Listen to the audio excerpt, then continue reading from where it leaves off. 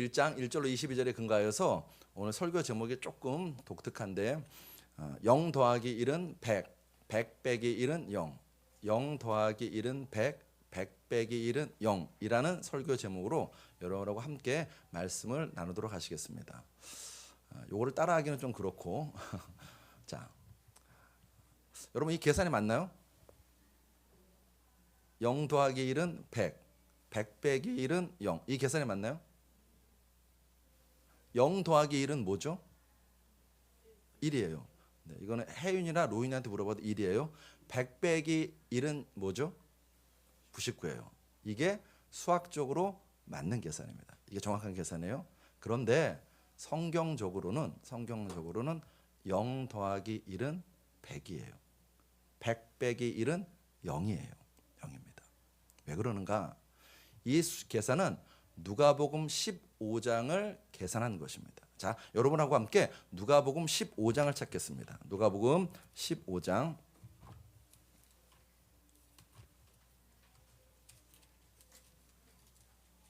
1절로 7절을 찾겠습니다. 누가복음 15장 1절로 7절입니다. 제가 읽는 성경은 신약 121페이지입니다. 누가복음 15장 1절로 7절입니다.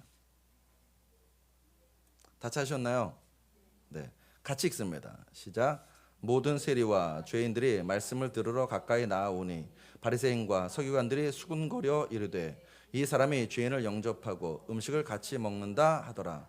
예수께서 그들에게 이 비유로 이르시되 너희 중에 어떤 사람이 양 100마리가 있는데 그 중에 하나를 잃으면 99마리를 들에 두고 그 잃은 것을 찾아내기까지 찾아다니지 아니하겠느냐.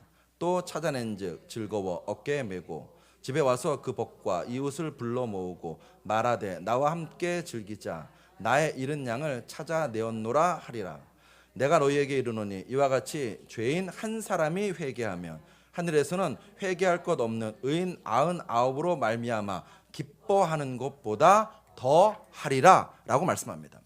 여기 보시면 100마리 중에서 한 마리를 잃어버렸습니다. 그런데 목자는 어떻게 합니까? 99마리를 그냥 내버려 두고 그 한 마리를 찾으러 나섭니다. 모든 것을 걸고 그 한 마리를 찾겠다고 찾으러 나섭니다. 그래서 100 빼기 1은 0입니다.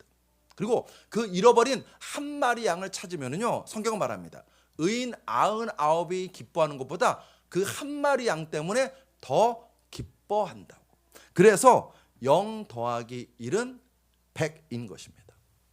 계산이 맞죠? 네, 계산이 맞아요. 이 계산에 의문을 제기하고 싶으면 저 말고 예수님께 의문을 제기하시면 됩니다. 자, 이제 중요한 질문. 여러분, 여기 나오는 이 한 마리, 잃어버린 한 마리 양은 누구를 상징할까요? 잃어버린 한 마리 양. 잃어버린 한 마리 양. 한 분 맞추셨어요? 자, 한 분 맞추시고 또요? 잃어버린 한 마리 양은 누구? 네, 두 분 맞추셨어요. 저를 한번. 자, 제가 여러분에게 물어보면 이렇게 하시면 돼요. 이렇게 하시면 됩니다. 자, 잃어버린 한 마리 양은 누구를 상징할까요? 나예요. 나를 상징합니다. 하나님께는 내가 없으면 다 없는 거예요. 그리고 하나님께는 내가 있으면 다 있는 것입니다. 그만큼 하나님은 여러분과 저를 사랑하십니다. 그 사랑이 얼마나 깊고 강한지 하나님의 사랑에서 우리를 끊을 자 없다라고 성경은 분명하게 이야기해주고 있습니다. 로마서 8장 35절을 우리 같이 읽겠습니다. 시작. 누가 우리를 그리스도의 사랑에서 끊으리요? 환난이나 공고나 박해나 기근이나 적신이나 위험이라 칼이랴. 자, 그다음 로마서 8장 38절로 39절도 같이 읽겠습니다. 시작. 내가 확신하노니 사망이나 생명이나 천사들이나 권세자들이나 현재일이나 장래일이나 능력이나 높음이나 깊음이나 다른 어떤 피조물이라도 우리를 우리 주 그리스도 예수 안에 있는 하나님의 사랑에서 끊을 수 없으리라. 아멘. 아멘. 하나님 여러분을 사랑하십니다. 하나님 나를 사랑하십니다. 나를 사랑하십니다. 그 사랑이 있기에 하나님께서는 여러분과 저에게 이렇게 말씀하세요. 신명기 31장 6절 말씀 우리 같이 읽습니다. 시작. 너희는 강하고 담대하라. 두려워하지 말라. 그들 앞에서 떨지 말라. 이는 내 하나님 여호와 그가 너와 함께 가시며 결코 너를 떠나지 아니하시며 버리지 아니하실 것임이라. 아멘. 여러분, 어떤 일이 일어나도 여러분과 저는 믿는 것입니다. 하나님이 나를 사랑하시는구나. 하나님이 나와 함께 하시는구나. 하나님께서 내 삶 가운데서 그 사랑의 역사를 이루고 계시는구나 라고 믿는 것입니다. 특히 어떨 때 그 사랑과 믿음이 필요하는가? 도무지 내 상황이 이해가 안 될수록 하나님의 사랑을 의심하지 않냐고 도리어 믿는 것입니다. 한 분 정도는 아멘 하셨어야 되는데. 아멘. 저를 따라하시겠습니다. 다 이유가 있다. 또 따라하시겠습니다. 내가 이해하지 못해도 하나님의 뜻하신 이유가 있다. 믿습니까? 그것을 잘 보여주는 것이 오늘 본문입니다. 여러분, 이스라엘 백성이 지금 어디에 있나요? 출애굽기 1장에서 어디에 있나요? 애굽에 있습니다. 애굽에 있습니다. 애굽에서 무려 430년을 있었습니다. 출애굽기 12장 40절을 보시면 이스라엘 자손이 애굽에 거주한 지 430년이라. 처음에는 좋았어요.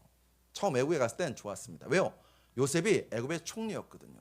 그 요셉 덕에 이스라엘 백성은요, 야곱 가문은 등 따시고 배불렀습니다.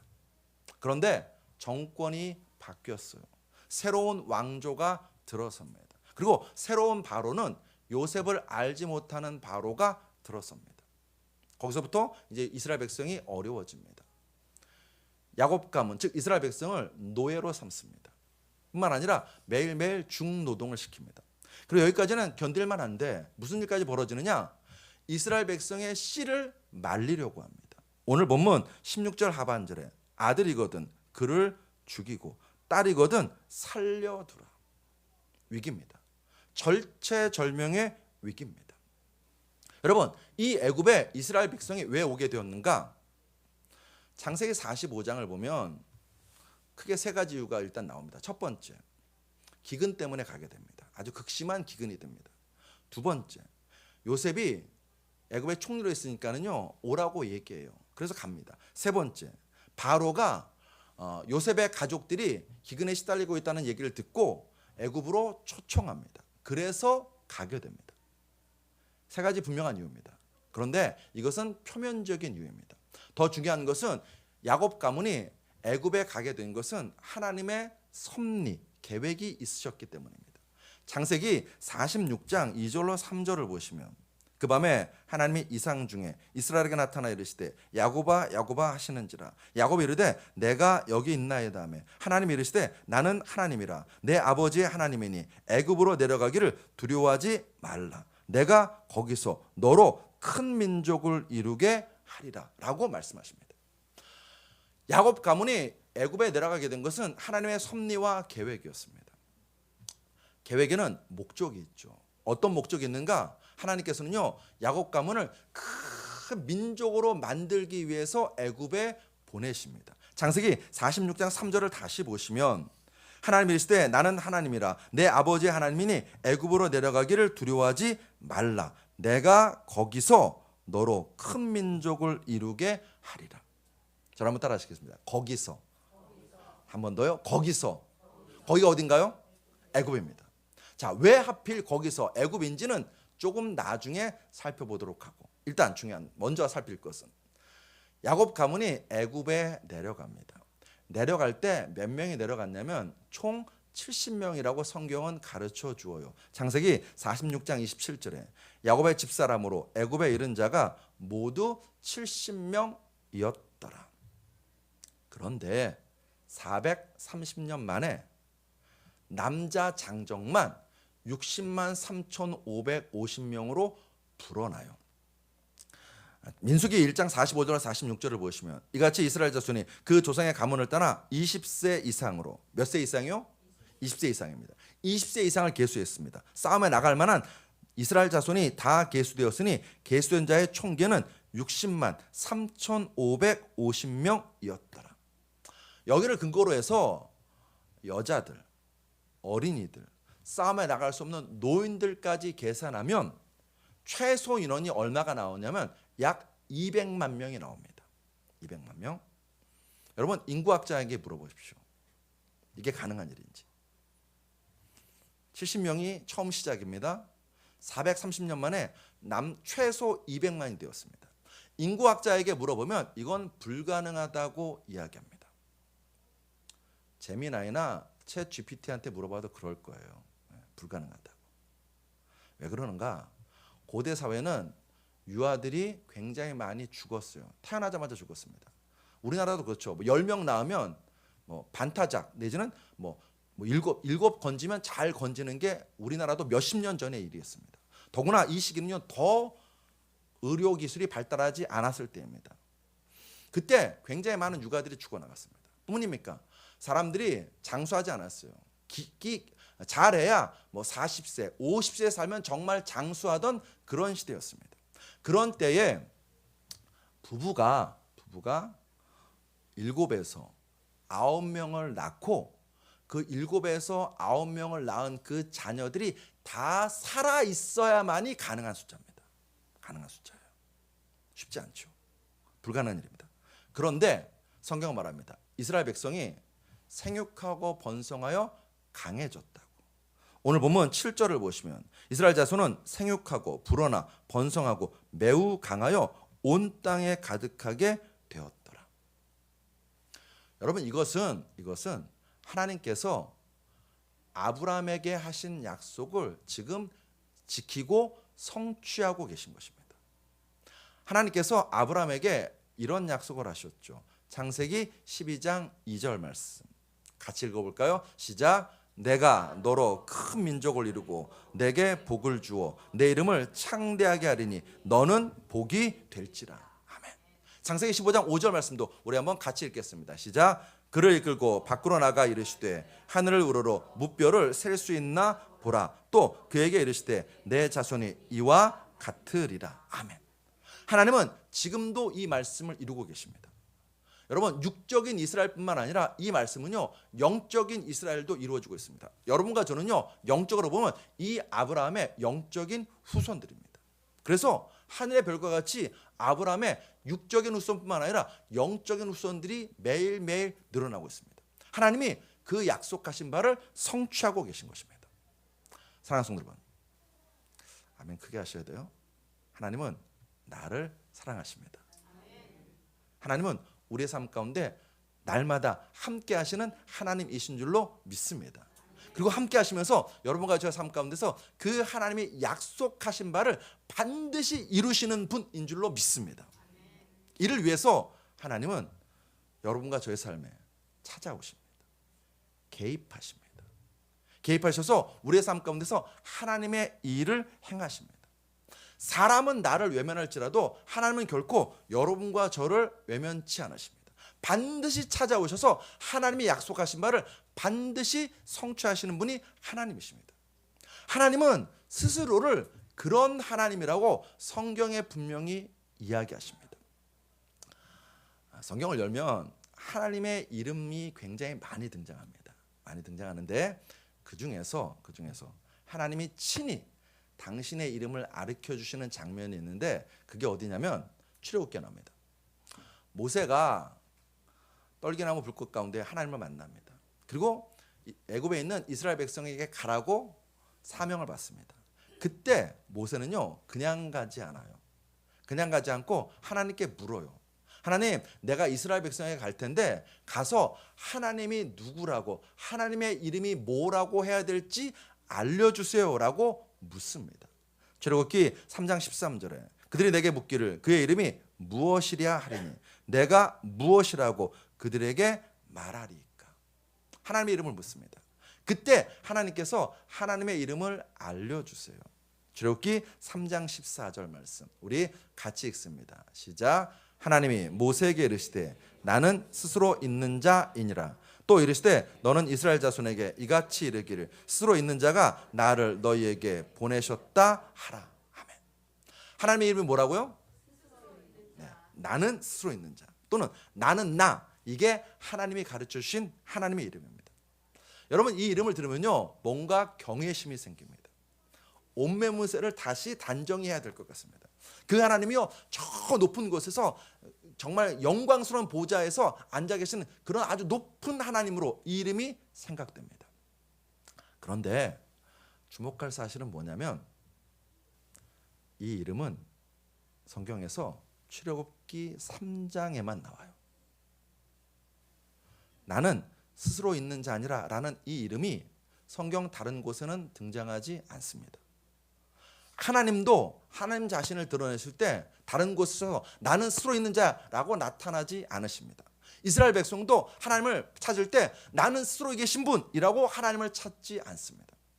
이 이름은 놀랍게도 출애굽기 3장에만 등장합니다. 하나님은 이 이름 대신에 다른 이름을 더 많이 쓰세요.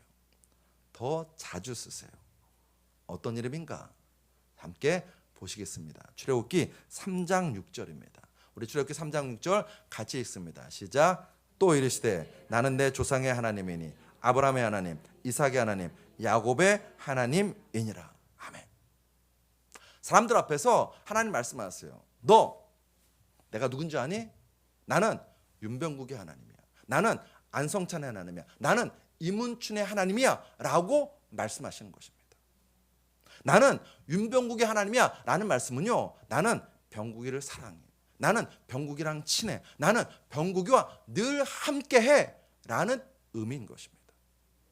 사랑하는 성도 여러분, 나는 아브라함의 하나님, 이삭의 하나님, 야곱의 하나님이라는 이름은요 성경 곳곳에서 등장합니다. 그런데 나는 스스로 있는 자라는 이름은 출애굽기 3장에만 나타납니다. 하나님은 자기 자신을요 장엄하고 저 높은 곳에 계시고 뭔가 경외심을 가질 만한 그런 분으로 자신을 나타내기보다는요 나는 너를 찾아오는 하나님이야. 너와 함께하는 하나님이야. 이걸 더 기뻐하십니다. 그래서 아브라함의 하나님, 이삭의 하나님, 야곱의 하나님이라고 하시는 것입니다. 하나님 어떤 분이시냐고요? 나를 찾아오시는 분, 나를 아시는 분, 나와 함께 하시는 분, 내 삶 가운데서 개입하시고 내 삶에서 하나님의 역사와 뜻을 이루시는 분이라고 말씀하시는 것입니다. 그러므로 성경을 열고 아브라함의 하나님, 이삭의 하나님, 야곱의 하나님이란 하나님의 이름을 읽을 때 여러분과 저는요 김유국의 하나님, 안순영의 하나님, 김은수의 하나님으로 읽는 것입니다. 그 하나님은 나를 아시고 나를 찾아오시고 내 삶에 개입하실 뿐만 아니라 내 삶에 약속을 주셔서 그 약속을 내 삶 가운데 사주셔서 반드시 이루실 뿐만 아니라 내 아들 은수의 삶에도 이루시는 하나님이라고 믿는 여러분과 저 되시길 주의 이름으로 축복합니다.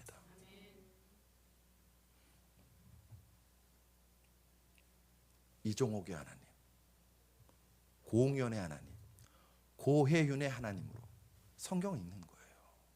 하나님은 당신이 그런 분이라고 끊임없이 성경을 열고서 우리에게 말씀하시는 것입니다. 근데 우리가 그런 생각할 수 있죠. 아니 하나님 나를 찾아오시고 나를 사랑하시고 내 삶에 개입하시는데 내 삶의 꼴을 좀 봐. 내지는 다른 누군가가 야 네가 예수 믿는 사람이라고? 너는 예수 믿는 사람 같지 않은데? 라고 말할 수도 있습니다. 실제로 오늘 본문에 등장하는 이스라엘 백성의 야곱을 보시면요 야곱은 정말로 사람 같지 않습니다. 왜요? 가족을 속여요. 아버지한테 사기치고 형한테 사기칩니다. 자녀들도 정말로 제대로 되어 있는 것 같지 않아요. 동생 요셉을 애굽에 팔아넘겨요. 시기심 때문에. 그리고는 아버지한테 와서 아버지 요셉이 짐승에게 찢겨 죽은 것 같다고 거짓말까지 합니다. 아까 우리가 봤던 것처럼 야곱의 가문은요 겨우 70명뿐이었습니다. 그리고 이제 기근에 시달리다가 자신들이 팔아넘긴 요셉에게 가서 빌부터 살려고 해요. 볼품 없습니다. 형편없습니다. 불행해 보이는 가족 같아 보입니다. 그런데 하나님은요 조금도 주저하지 않냐고 나는 아브라함의 하나님, 이삭의 하나님, 야곱의 하나님이라고 말씀하십니다. 그리고 그냥 말씀만 하신 것이 아니라 그 야곱 가족을 애굽에 보내셔서 70명의 가족이 430년 만에 최소 200만이 넘는 민족으로 불어날 수 있도록, 늘어날 수 있도록 은혜를 허락하십니다. 하나님은 야곱과 그 가족의 삶 가운데서 일하고 계시는 것입니다. 그렇게 요셉이 고백해요. 뭐라고 믿음으로 고백하는가? 창세기 50장 20절에 우리 한번 같이 읽겠습니다. 시작. 당신들은 나를 해하려 하였으나 하나님은 그것을 선으로 바꾸사 오늘과 같이 많은 백성의 생명을 구원하게 하시려 하셨나이다. 아멘. 야곱 몰랐죠. 이스라엘 백성들 다 몰랐습니다. 하나님이 내 삶 가운데서 일하고 계시는 그 믿음이 없었습니다. 그런데 430년 동안 하나님은 야곱 가문 가운데서 이스라엘 삶 가운데서 일하고 계시고 약속을 반드시 이루시는 그 하나님으로 그들의 삶 가운데 함께 하셨던 것입니다. 사랑하는 성도 여러분, 여러분과 저는요 하나님 손에 붙들린 인생입니다. 하나님은 지금도 우리의 삶에 찾아오셔서 개입하십니다. 그러므로 믿으십시오. 환경이 어떠할지라도 내 상황이 어떻게 흘러갈지라도 하나님께서 내 삶 가운데서 하나님이 약속하신 것을 반드시 이루신다고 믿는 여러분과 저 되시길 주의 이름으로 축복합니다. 요셉처럼 고백하는 거예요. 이 모든 것들을 통하여서 요셉 입장을 생각해 보십시오. 자신이 노예로 팔려왔습니다. 노예로 팔려온 것도 억울한데 그 애굽에서 억울한 누명을 쓰고 죄수의 생활을 합니다. 무려 13년 동안 그는요 처절한 고난의 시간을 걷습니다. 요셉 개인으로 보면요 감당하기 어려운 고난입니다. 그런데 요셉이 고백하잖아요. 돌아보니 이 역사가 어떤 역사냐고요? 당신들은 나를 해하려 했으나 하나님은 그것을 선으로 바꾸사 오늘과 같이 많은 백성의 생명을 구원하게 하시려 하셨나니. 하나님이 우리의 삶 가운데서 그 역사 이루시는 줄로 믿습니다. 선으로 바꾸십니다. 내 실수도 하나님이 합력하여 선으로 바꾸십니다. 나의 잘못된 선택도 하나님이 합력하여 선으로 바꾸십니다. 이 고통스러운 환경도 당장은 내 눈에 고통스러운 환경 같아 보일 때도 하나님이 합력하여 선으로 바꾸시는 하나님이신 줄로 믿습니다. 그 믿음으로 저를 따라 하시겠습니다. 하나님은 그것을 선으로 바꾸사 오늘과 같이 나의 생명을 구원하신다. 나의 가족을 구원하신다. 우리의 자녀들을 구원하신다. 믿는 믿음이 있게 되시길 주의 이름으로 축복합니다. 그럼 우리가 아까 생각했던 거 거기서 문제를 다뤄보겠습니다. 왜 하필 거길까? 창세기 46장 3절을 다시 보시면 하나님이 이르시되 나는 하나님이라 내 아버지의 하나님이니 애굽으로 내려가기를 두려워하지 말라. 내가 거기서 너로 큰 민족을 이루게 하리라. 여러분 왜 거기서죠? 왜 하필 애굽이죠? 가나안 땅에서는 안 되나요? 여러분 성경 읽어보십시오. 하나님은요 생각보다 자주 이스라엘 백성에 뭐라고 하시면 너희들 애굽에 내려가지 마라는 말씀을 자주 하신 분이 하나님이십니다. 그런데 이때는요 애굽에 내려가래요. 거기서 너로 큰 민족을 이루게 하시겠대요. 왜 그럴까요? 우리가 신앙생활 하다 보면요 이 왜에 직면하게 됩니다. 하나님 왜 이렇게 하세요? 하나님 왜 내가 이런 형편과 사정에 처해야 되죠? 하나님 내가 기도했는데 내 모양 내 꼴을 좀 보십시오. 왜 나는 이렇게 됩니까? 라고 기도하게 되는 의문을 품게 되는 경우가 발생하게 됩니다.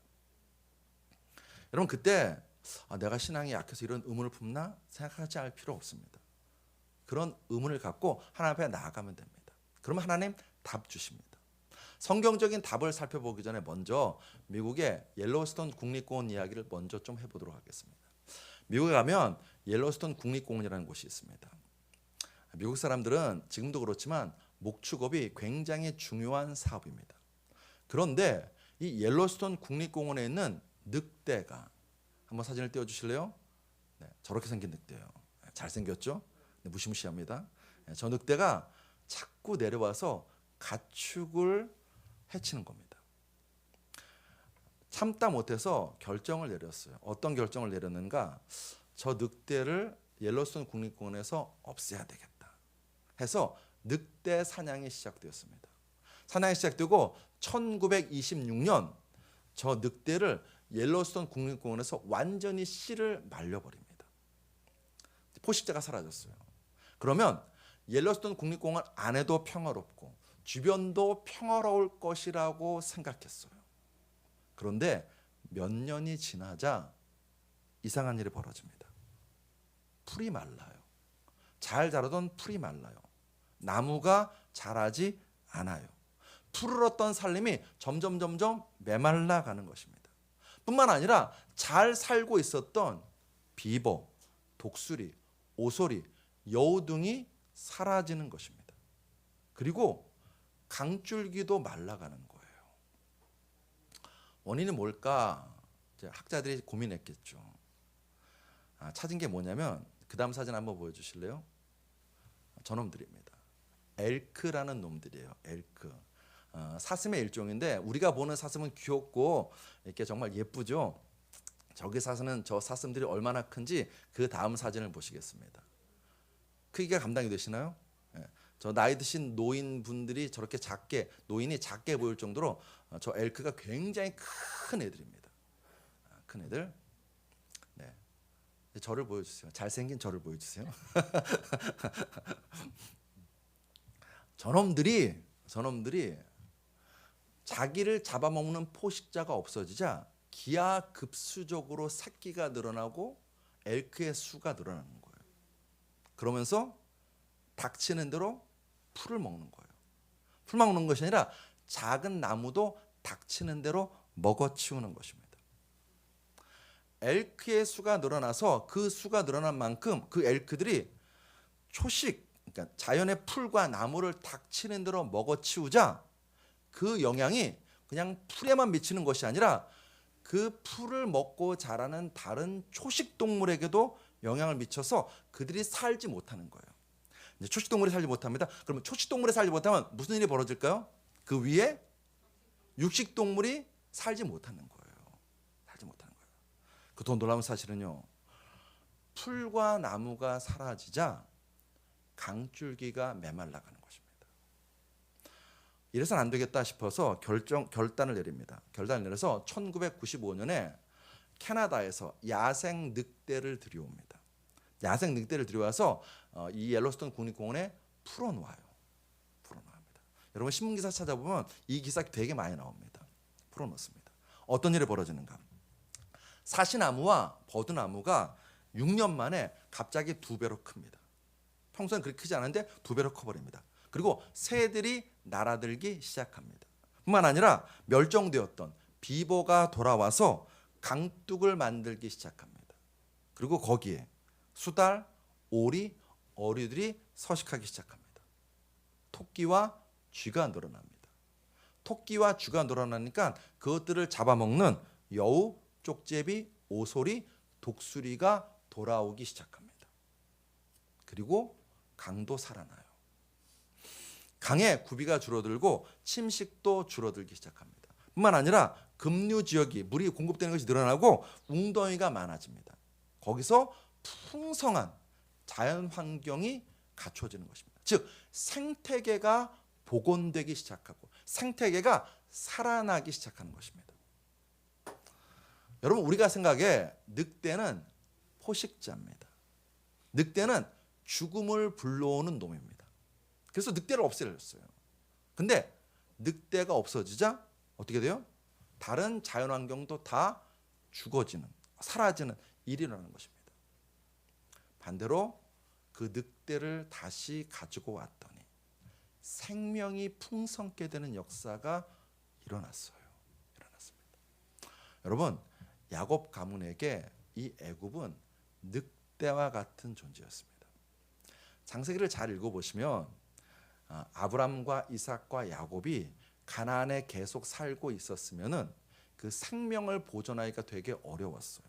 내지는 다른 타 부족과 섞여서 피가 섞여서 살게 되는 일이 벌어질 수 있었습니다. 왜 그러는가? 성경을 보시면 창세기 보시면 아브라함이 두려움을 드러냅니다.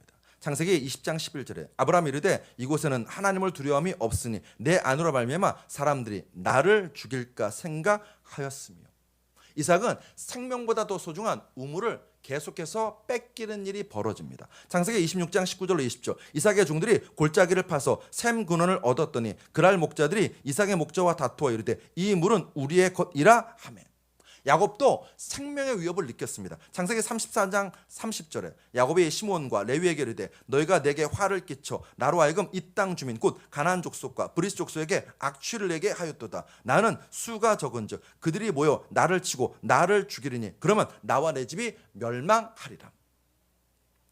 제가 더 사실 얘기하고 싶은 게 있어요. 더 있는데 뭐냐면 창세기에 나오는 가나안 땅에 사는 족속의 이름이 있습니다. 족속의 이름 한 5가지 정도 족속의 이름이 있어요. 그다음에 여호수아가 가나안 땅에 들어갈 때 가나안 땅에 몇 족속이 살고 있는지 혹시 여러분 아시나요? 7족속이 살고 있었습니다. 7족속. 창세기에 살고 있던 가나안 땅에 사는 5족속은요 굉장히 거칠고 장대한 민족이었습니다.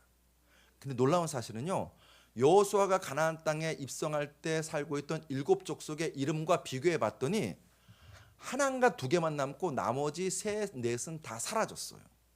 사라지고 전혀 다른 족속이 가나안 땅에 살고 있었습니다. 아브라함, 이삭, 야곱도 얼마든지 그럴 수 있었습니다. 그래서 하나님은 어떤 결정을 내리시는가? 약속하셨거든요. 내가 너로 큰 민족 이루게 해줄게 라고 약속하셨거든요. 그 약속을 이루기 위해서 야곱 가문 70명을 일부러 애굽에 보내세요. 한번 찾아볼까요? 창세기 46장 28절로 34절입니다. 창세기 46장 28절로 34절입니다.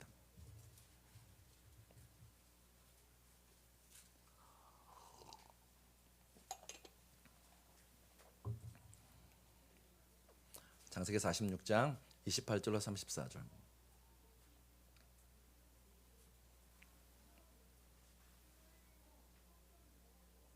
다 찾으셨나요?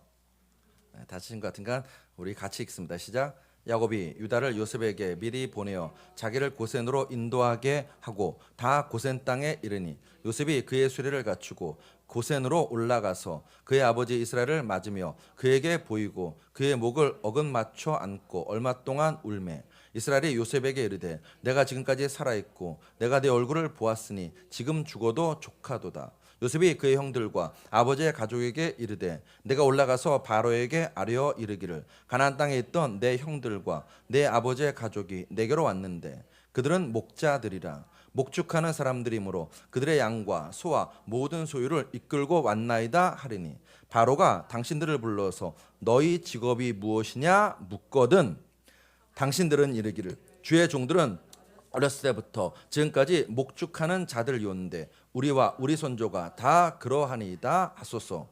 애굽 사람은 다 목축을 가증히 여기나니 당신들이 고센 땅에 살게 되리이다. 아멘. 여러분 고센은 애굽에서 보면 변방입니다. 변방이에요.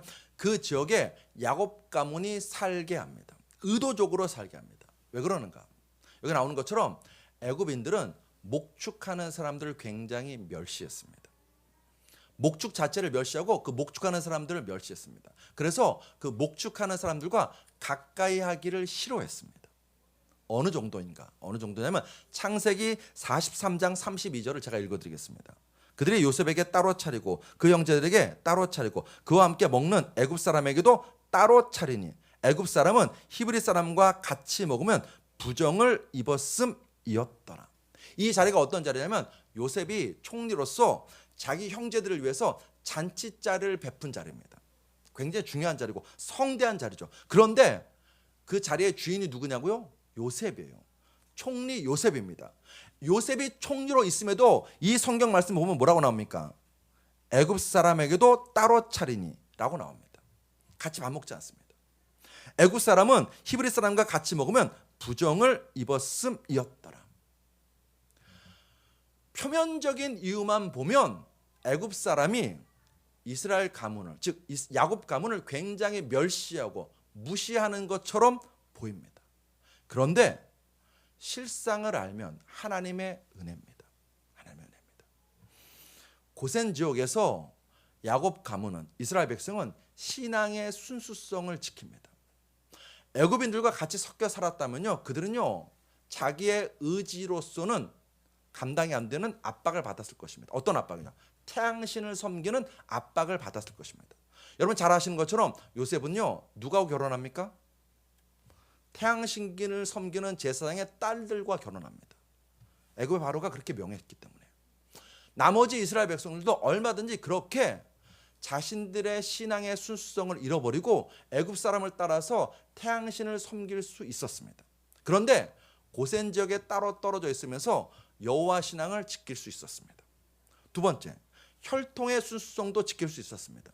지금 보시는 것처럼요, 애굽 사람들은요 목축하는 사람들을 굉장히 멸시합니다. 그래서 이스라엘 백성은 고센 지역에 따로 떨어져 있으면서 자기들만의 히브리인만의 정통성을 지킬 수 있었습니다. 세 번째, 그 고센 지역은 목축하기 굉장히 좋은 지역이었습니다. 달리 말씀드리면 그 고센 지역에 이스라엘 백성이 야곱관이 와서 어떤 것을 얻었냐면 경제적인 풍요와 안정을 얻게 되었습니다. 풍요와 안정을 얻게 되었습니다. 여러분 요즘 청년들이 애 낳기를 힘들어합니다. 되게 힘들어해요.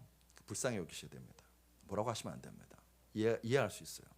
여러분 청년들이 왜 애 낳기를 힘들어하죠? 당장 집 살 돈도 없거든요. 둘이 살기 먹고 살기도 빠듯하거든요. 반대로 여러분 경제적인 여유가 생기면 애 낳을까요 안 낳을까요? 낳죠. 많이 낳죠. 많이 낳아요. 이 당시 이스라엘 백성도 똑같았습니다. 고센 지역에서 경제적인 여유가 생기자 마음껏 애를 낳고 기를 수가 있었습니다. 자, 이제 중요한 질문. 사랑하는 성도 여러분, 이 모든 일을 누가 하셨나요? 하나님이 하셨습니다. 어떤 하나님이요? 아브라함의 하나님, 이삭의 하나님, 야곱의 하나님이 하셨습니다. 아멘. 그 하나님은 우리에게 또 찾아오셔서 우리의 삶 가운데 개입하셔서 하나님이 약속하신 것을 반드시 이루시는 하나님이십니다. 그래서 애굽 고센 땅까지 하나님이 같이 가셨을까요? 안 가셨을까요? 가셨어요. 창세기 46장 4절을 보시면 저는 이 말씀 참 좋아합니다. 좋아요. 같이 읽어볼까요? 내가 너와 함께 애굽으로 내려가겠고 반드시 너를 인도하여 다시 올라올 것이며. 아멘. 하나님은 야곱의 가족 70명을 그냥 보내지 않으십니다. 너희끼리 알아서 가, 그러지 않으십니다. 애굽 고센 땅에 하나님 같이 가십니다. 애굽 고센 땅에서 하나님 같이 머무십니다. 함께 하시면서 70명의 가족을 430년 만에 최소 200만으로 늘어나는 은혜를 그들에게 부어주십니다. 얼만큼은요? 애굽인들이 두려워할 정도로 그 이스라엘 백성의 수가 늘어났습니다. 오늘 보면 9절을 보시면 우리 9절 말씀 같이 읽겠습니다. 시작. 그가 그 백성에게 이르되 이 백성 이스라엘 자손이 우리보다 많고 강하도다. 아멘. 사랑하는 성도 여러분, 아브라함의 하나님, 이삭의 하나님, 야곱의 하나님은 이주연의 하나님, 이서영의 하나님, 최미진의 하나님이십니다. 우리를 사랑하십니다. 우리를 찾아오십니다. 우리의 삶에 개입하십니다. 하나님 나와 함께 하신다고요? 보세요, 내 주변은 온통 회색 늑대들 뿐이에요 라고 말할 수도 있을 것입니다. 나를 죽일 것 같은 그 회색 늑대들 뿐이에요. 내 인생이 안 풀리게 만들 것 같은 그 회색 늑대들 뿐이에요 라고 말할 수도 있을 것 같습니다. 근데 여러분 말씀드렸죠. 그 회색 늑대가 사라지면 어떤 일이 벌어진다고요? 나도 죽어요. 나도 메말라요. 그런데 그 회색 늑대가 옐로스톤 국립공원에 갔더니 땅이 살고 초식동물이 살고 육식동물도 살고 강도 사는 역사가 일어났습니다.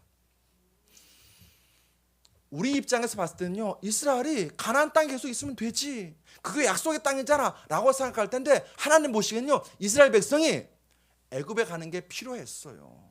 그 애굽 고센 땅에서 70명이 최소 200만으로 불어난 그 약속의 성취를 하나님이 이루기 원하시는 것입니다. 내 인생 가운데 내가 생각한 것과 반대로 안 되는 일이 있을 수 있어요. 내 인생 가운데 내가 원하는 대로 모든 것들이 술술 안 풀릴 수도 있어요. 있습니다. 그때 여러분과 저는 믿는 거예요. 뭘요? 하나님이 나를 찾아오셨구나. 하나님이 내 삶에 개입하고 계시는구나. 내 생각대로 안 되고 하나님 생각대로 되는 것이 정말 내 인생의 복이지 라고 믿는 여러분과 저 되시길 주 여러분을 축복합니다. 그게 안 믿어진다면요, 그게 안 믿어진다면 이거는 좀 제발 우리 믿읍시다. 뭘요? 자, 여러분에게 묻겠습니다. 100 빼기 1은 뭔가요? 자신 있게 대답하시죠. 100 빼기 1은 뭔가요? 0이에요.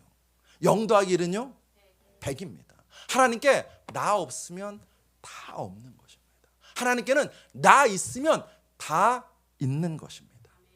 그 하나님이 여러분과 저의 삶에 찾아오셔서 개입하시고 복 주시고 은혜 부어주시는 하나님이신 줄로 믿습니다. 지금 나한테는요, 겨우 70이에요. 70밖에 없어요. 그런데 하나님이 내 인생에 개입하시면요, 그 70이 최소 200만이 됩니다. 구원받지 못한 자 구원하십니다. 병든 자 병 치유하십니다. 약한 자 강하게 하십니다. 물질이 부족한 자 분명 성경에 약속하셨습니다. 부욕해 하시겠다고, 풍성케 하시겠다고. 도무지 인생이 안 풀리는 자 하나님께서 약속하십니다. 합력하여 선이 되게 하시겠다고. 절망하지 말고 기도하십시다. 포기하지 말고 부르짖읍시다. 환경 바라보지 말고 주님 바라보는 여러분과 저 되시길 주의 이름으로 축복합니다. 우리는 마귀를 놀래키고 세상을 깜짝 놀라게 하는 믿음의 거인들입니다. 난 초라한데요? 맞아요, 난 초라합니다. 그런데 하나님께서는요, 여러분과 저를 믿음의 사람으로 부르셨고 믿음의 거인으로 키워가고 계시는 중인 줄로 믿습니다. 아브라함 보세요. 인간적으로 보면 그게 무슨 믿음의 조상이에요. 찌질하지. 얼마나 찌질하면 자기 아내를 팔아먹습니까? 믿음의 조상답지 않습니다. 그런데 하나님이 그를 끝내 약속하신 대로 믿음의 조상으로 만드셨습니다. 여러분과 저에게 그 믿음을 가지고 이 말씀을 나에게 선포하기 원합니다. 어떤 말씀이요? 로마서 8장 37절. 우리 같이 읽겠습니다. 시작. 그러나 이 모든 일에 우리를 사랑하시는 말미암아 우리가 넉넉히 이기느니라. 아멘. 한 번 더 읽겠습니다. 시작. 그러나 이 모든 일에 우리를 사랑하시는 이로 말미암아 우리가 넉넉히 이기느니라. 아멘. 성경은 분명히 모든 일이라고 말씀하셨습니다. 여러분과 저의 인생 가운데 어떤 일이 지금 눈앞에 있으십니까? 그 일이 어떤 사람에게는요, 잘 되는 일일 수도 있습니다. 네, 그 일로 인해서 여러분과 제가 넉넉히 승리할 것입니다. 또 어떤 사람은요, 그 일이 왜 하필 나에게 이런 일이, 왜 안 되지? 기도했는데 왜 이러지? 라는 일일 수도 있습니다. 그런데 주님은 분명히 약속하십니다. 모든 일에 우리가 넉넉히 이긴다고. 나를 바라보지 마시고 환경을 바라보지 마시고 이김을 주시는 그 주님을 끝까지 바라보시면서 믿음의 전진을 이루시는 여러분과 저 될 줄로 믿습니다. 기도하시겠습니다. 하나님, 사는 게 참 녹록하지 않습니다. 아니, 숨쉬기조차 어려울 때가 우리에게 있습니다. 어디서 어떻게 꼬였는지, 어디서 어떻게 풀어야 할지 답답하고 막막할 때가 있습니다. 아버지 하나님, 한 사람 한 사람의 사정과 형편을 아시는 주님, 우리의 삶을 향하신 하나님의 선하신 뜻과 약속을 믿고 좌절하고 낭망하고 주저앉는 인생이 아니라 끝까지 주와 함께 전진해 나가고 주와 함께 주님이 주시는 승리를 맛보아 누리는 우리의 인생 될 수 있도록 은혜 베풀어 주시옵소서. 내 계산과 내 기대와 내 소망이 아니라 하나님의 계산과 하나님의 뜻과 하나님의 주어주시는 은혜의 분량을 기대하고 소망하는 저희들 될 수 있도록 역사하여 주시옵소서. 주님, 간절히 소망합니다. 버틸 힘이 없는 성도들이 있습니다. 너무 지친다고, 이제는 그만하고 싶다고, 될 대로 돼버려라 라는 마음을 갖고 있는 연약한 우리들입니다. 하나님, 그때 우리를 찾아오셔서 세미한 음성을 들려주시옵소서. 하나님의 성령의 바람 불게 하여 주시옵소서. 그럼을 통해서 어떤 순간에도 하나님을 소망하면서 하나님의 약속이 이루어질 것을 믿는 우리 되게 하여 주시옵소서. 예수 그리스도로 감사하며 기도드렸사옵나이다. 아멘. 여러분, 오늘 기도하기 원하는데 내 문제도 크죠. 내 짐도 한 짐이죠. 나 하나 버티기 어렵죠. 그런데 여러분, 오늘 이 시간에는요, 옆에 있는 성도를 위해서 기도해 주기 원합니다. 또는 내 앞에 있는 성도를 위해서 기도해 주기 원합니다. 혹시 가족이어서 손을 붙잡을 수 있나요? 혹시 친구여서 손을 붙잡을 수 있나요? 손을 잡고 기도해 주십시오. 그게 안 되면 그 사람을 향하여서 손을 내밀든지 마음의 손을 내밀어서, 하나님, 이 집사님이 힘든 가운데 있습니다. 이 친구가 무거운 마음 가운데 살아가고 있습니다. 위로하시옵소서. 그 마음을 만져달라고 우리 기도하기 원합니다. 우리 주여 삼창하고 함께 통성으로 기도하시겠습니다. 주여, 주여, 주여. 아버지 하나님, 아버지 하나님, 아버지 하나님 보시옵소서. 아버지 하나님, 아버지 하나님 아시지 않습니까? 아버지 하나님, 아버지 하나님, 아버지 하나님, 정말 우리가 의지할 바가 없습니다. 하나님이여, 하나님이, 하나님의 내 마음이 정말 눌려 있습니다. 아버지 하나님이, 아버지 하나님, 아버지 누르는 쳐서 나오지 않습니다. 아버지 하나님, 아버지 하나님 기도에서 나오지 않습니다. 아버지 하나님이, 아버지 하나님 나를 아시고 나를 붙드시고 나와 함께 하시는 주님, 하나님, 내가 여기 있습니다. 하나님, 나를 불쌍히 여겨주시옵시고 하나님의 사랑하는 이 귀한 영혼을 긍휼히 여겨주시기 간절히 소원합니다.